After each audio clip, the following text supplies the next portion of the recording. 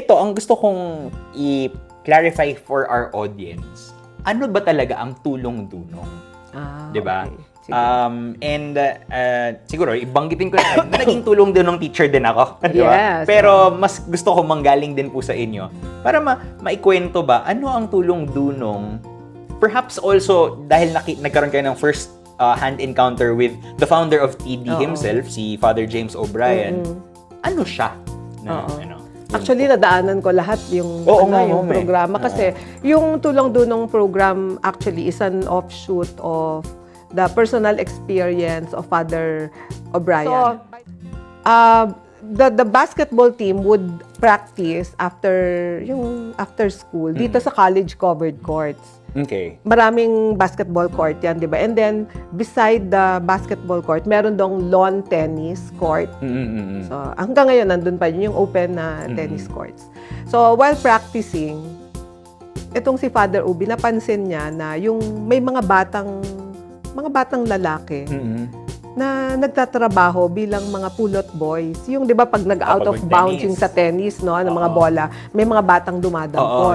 So na-curious si Father, kinausap niya, may pagkamarites si Father. So kinausap niya, pero bakit yan? So chinika niya, ganyan. And then he found out, hindi nag-aaral yung mga bata. Ang babata, siguro mga siguro mga teenager na yan, mga 13, 14 years old.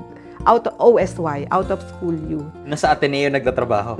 Kasi umaakyat. Galing siguro dito sa Barangka and they come here and ganyan. So, parang they get mga change, diba? Pero better than no work at all. So si Father Obi siguro, naantig yung pusong Pinoy niya kahit na Amerikano siya. Parang naisip niya, hindi pwede yan. Hindi pwedeng mga bata hindi nag-aaral. So, he went to the principal of the Ateneo High School, si Father Miller, at that time, Raymond Miller, bless his soul. Yes.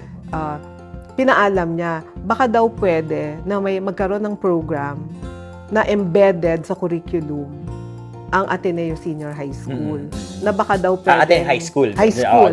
Baka daw pwedeng mag-tutor sa mga bata para mas may chance sila at life. Kasi para kay Father Obi, education is the key talaga to, 'di ba? To a more meaningful and successful life and ganyan. Catch the full interview on our social media page, Limang Siglo on YouTube. Prefer listening on the go? Stream it now on Spotify.